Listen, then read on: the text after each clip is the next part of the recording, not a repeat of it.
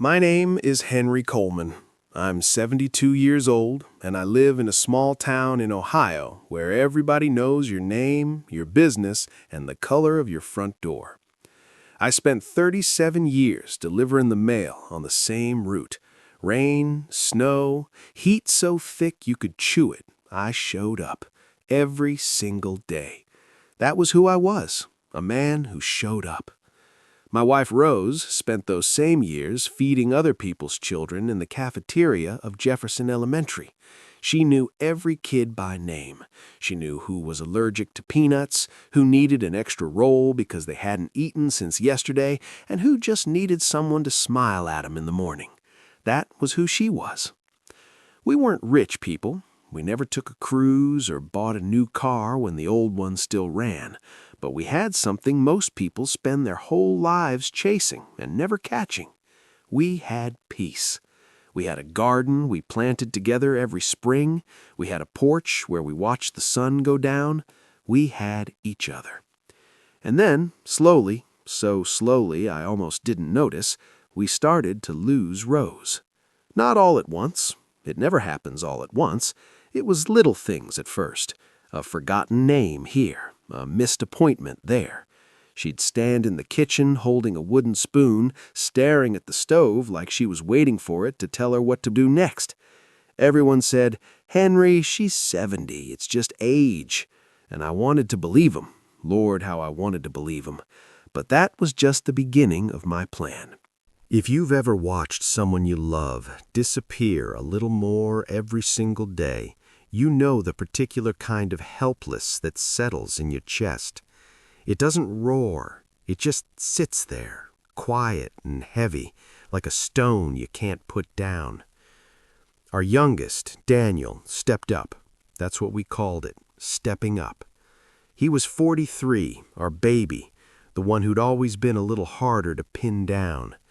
2 failed businesses, a string of relationships that never quite worked out. But when Rose started struggling, there he was, suddenly reliable, suddenly present. He moved back into town, rented a place just 8 minutes away. He brought her meals. He drove her to appointments. He managed her medications, organized her supplements into those little weekly pill containers with the days of the week printed on top. I told my daughter Ellen, maybe this is what Daniel needed, a purpose. Ellen didn't say much. She just nodded and looked out the window. I should have paid more attention to that look. Our older children lived farther away. Ellen was in Columbus, 2 hours east. Our son Michael was in Phoenix. They called regularly, visited when they could, but Daniel was here, and for a while I was just grateful.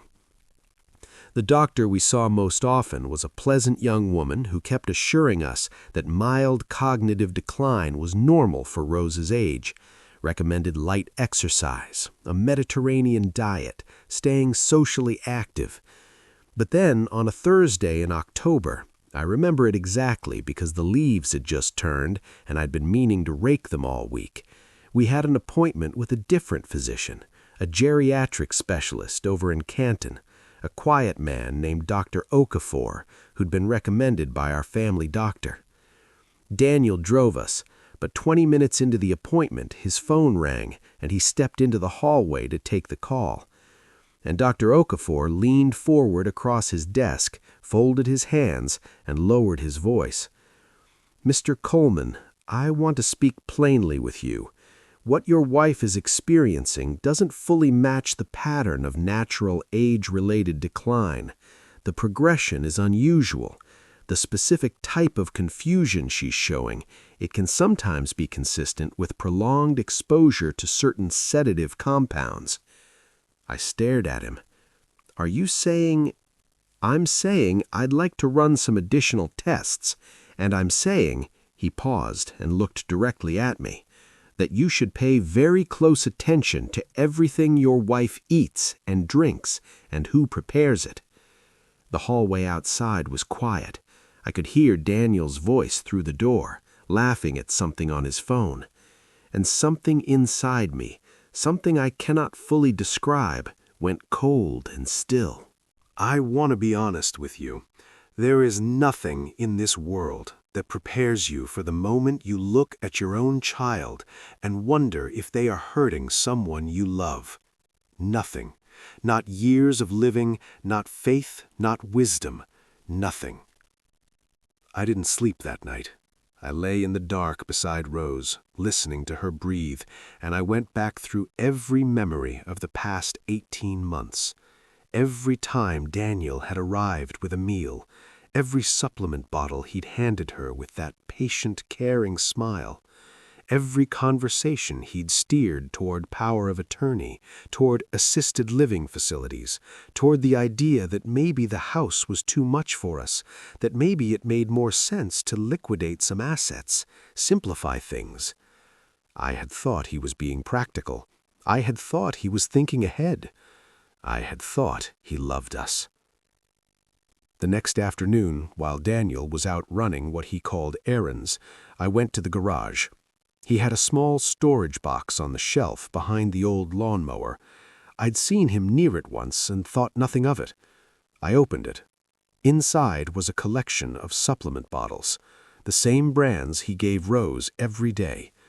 But beside them was a notepad with handwritten dosage notes that didn't match the labels, and tucked underneath a folder. Inside the folder were printed emails between Daniel and a woman named Carla, a real estate agent I'd never heard of. They were discussing our house, its estimated value, the steps required when a property owner had been declared legally incapacitated. I sat down on the garage floor. I'm not embarrassed to tell you that. A 72-year-old man sat on a cold concrete floor in his garage and cried. But only for a little while, because after the tears came something else, something quiet and iron-hard and absolutely certain.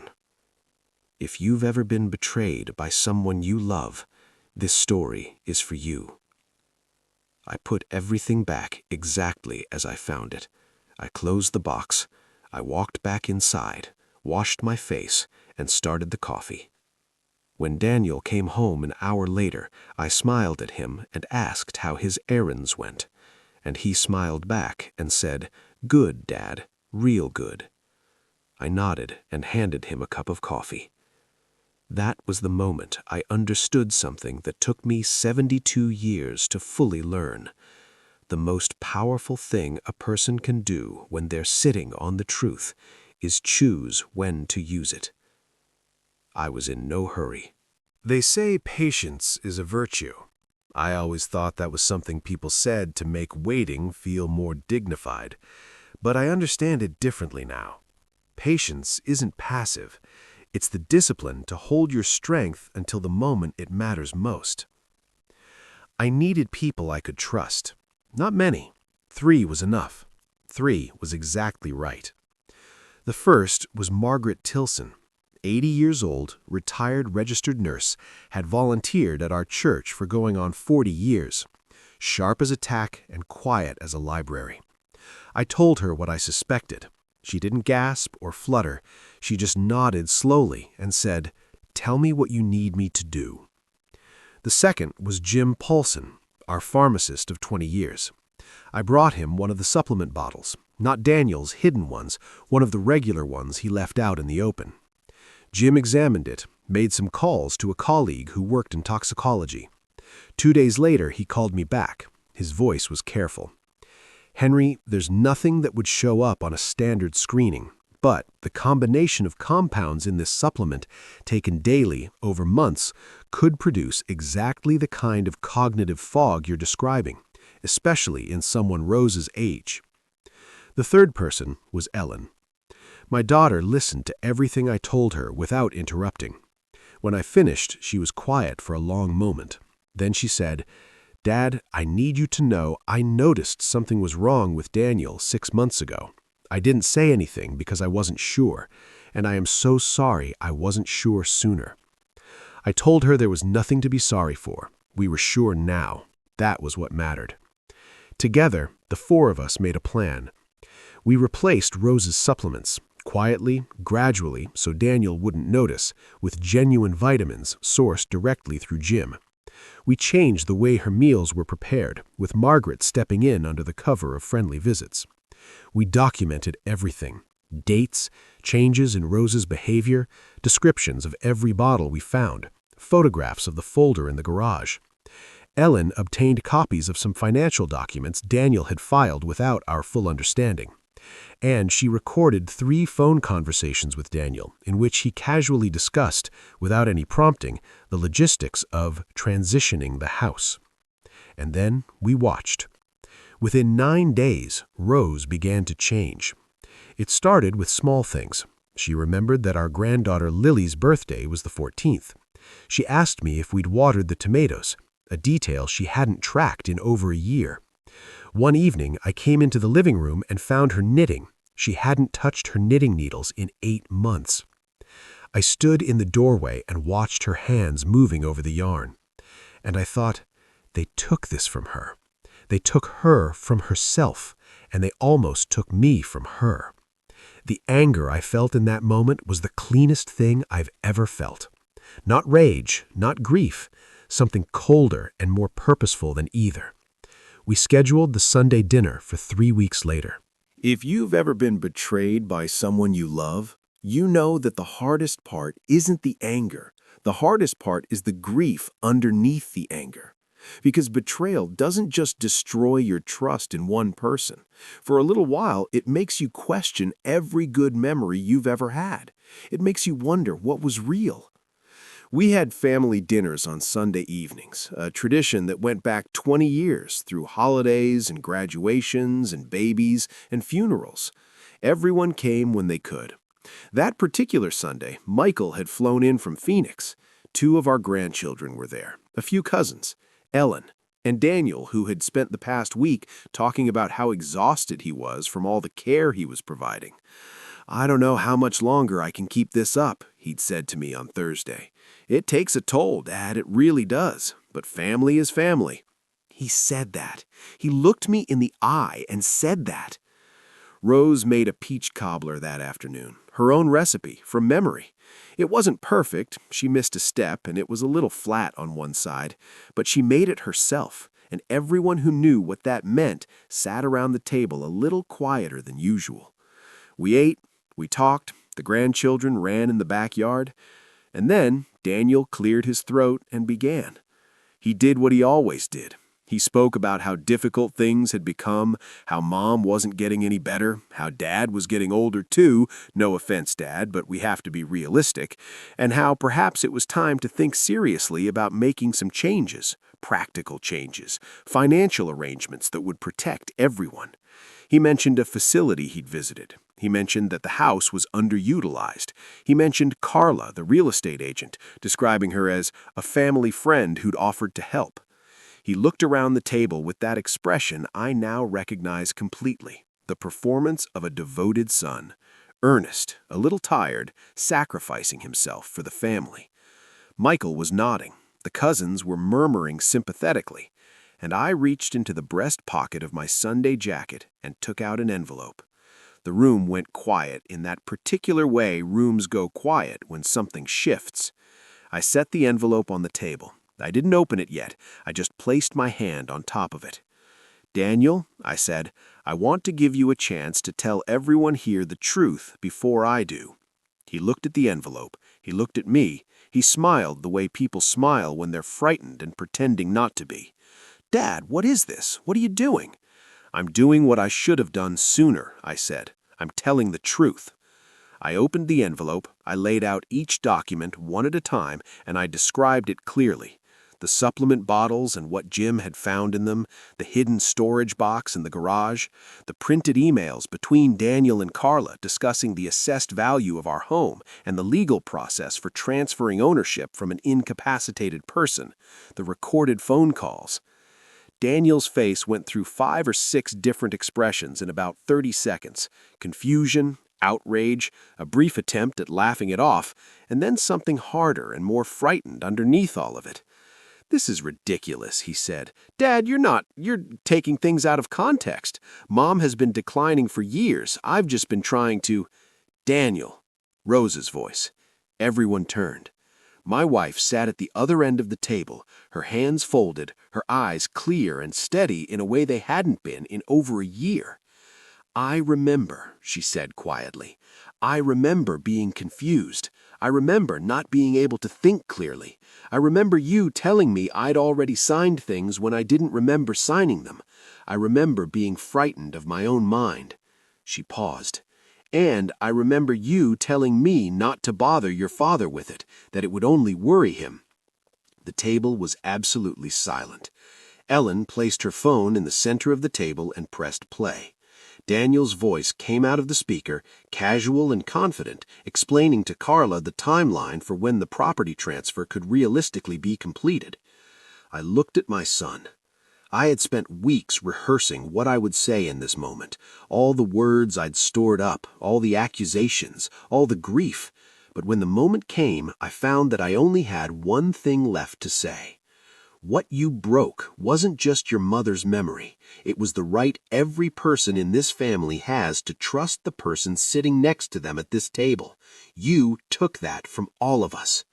His face crumpled, and I felt, for the first time in 18 months, like I could breathe. There's something they don't tell you about justice. They make it sound like a door slamming shut, a gavel coming down, a final, definitive end. But real justice, the kind that happens in families, in kitchens, in Sunday dining rooms, it's not a door slamming. It's more like a window finally being opened, and cold, clean air coming in after a very long time. The authorities became involved within the week. Dr. O'Coffer's supplemental tests, combined with the evidence we'd compiled, were enough to open a formal investigation into elder abuse and financial fraud. Carla was brought in for questioning. It came out that she and Daniel had been in a relationship for over 2 years and had been coordinating the plan since shortly after Rose's symptoms first appeared. I won't tell you exactly what happened in the legal proceedings. That part of the story belongs to the courts and to God, and I've made my peace with letting it live there. What I will tell you is this. The neighbors found out. Of course they did. This is a small town in Ohio. And some people were shocked. Some were sad. A few, to their credit, came by the house and sat with us and didn't say a word, just brought casseroles and held Rose's hand. One man I'd known for 30 years said to me, "Henry, I don't know how you stayed so calm through all of this." And I thought about it for a moment. I wasn't calm, I told him. I was just deliberate. There's a difference. I thought about all the moments I had wanted to grab Daniel by the shoulders and demand to know why. Why us? Why her? Why would you look at this woman who packed lunches for other people's children for 30 years, who made you birthday cakes from scratch, who kept every single drawing you ever brought home from school? Why would you look at her and see an obstacle? I never got that answer. I don't think I ever will. And slowly, I've had to accept that some questions don't get answered. They just get carried. If you've ever been betrayed by someone you love, you know that the carrying is the hardest part. What I chose to carry from that point forward was different. I carried gratitude. For Margaret, who gave up her Saturdays without being asked. For Jim, who made phone calls he didn't have to make. For Ellen, who drove 2 hours every weekend for 2 months and never once complained. For Dr. O'Coffer, who leaned across his desk and trusted a stranger with a dangerous truth. And for Rose.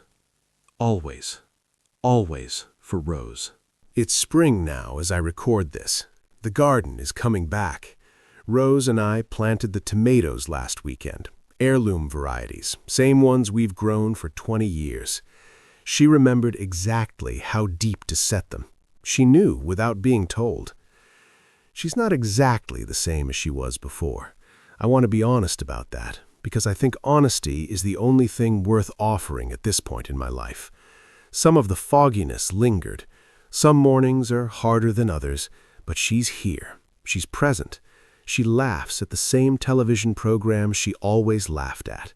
She scolds me for leaving my coffee cup on the edge of the counter.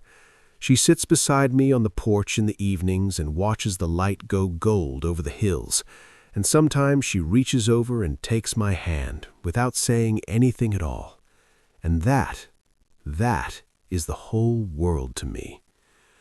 A few months after everything settled, she said something to me that I've thought about nearly every day since. We were in the kitchen. She was making soup, and I was sitting at the table reading the paper, and she turned around and looked at me for a long moment. "Henry," she said, "we lost a son, but we found each other again." I put down the paper. "Yes," I said, "we did." She turned back to the stove, and I sat there in that kitchen, the same kitchen we'd sat in for 41 years, and I understood something I want to pass on to anyone who's listening. Justice is real. It is possible, and it is worth pursuing, calmly and carefully and with all the evidence you can gather. Don't let anyone tell you that loyalty means silence. Don't let anyone tell you that loving your family means looking away when someone inside it is doing wrong. Loyalty without truth isn't loyalty. It's just a comfortable name for cowardice. I also want to say this. I don't spend my days in bitterness toward Daniel. I've had to work at that. Some days I work harder than others, but bitterness is a weight, and I've carried enough weight in my life. I'd rather spend what years I have left with my hands free. We lost a son to his own choices. That is a grief I will carry until I die. But I did not lose my wife. I did not lose my home. I did not lose my dignity, or the dignity of the woman I have loved for 48 years. And that is enough. That is more than enough. Last Sunday, Lily, our granddaughter, the one Rose remembered first back when she started getting better, came over for dinner. She's 9 years old. After we ate, she went outside with Rose to water the garden, and I stood at the kitchen window and watched them together. Lily asking questions about every plant, Rose answering each one patiently, pointing, explaining, smiling in the way she smiles when she's completely at peace. That image will stay with me until my last day. 48 years ago, I stood at the altar of a church 3 blocks from this house and promised a woman I would show up for her every day, in rain and snow and heat. I meant it then. I mean it still. For the first time in a very long time, I felt free. And now, I want to ask you something, friend. You who've listened to this whole story from beginning to end.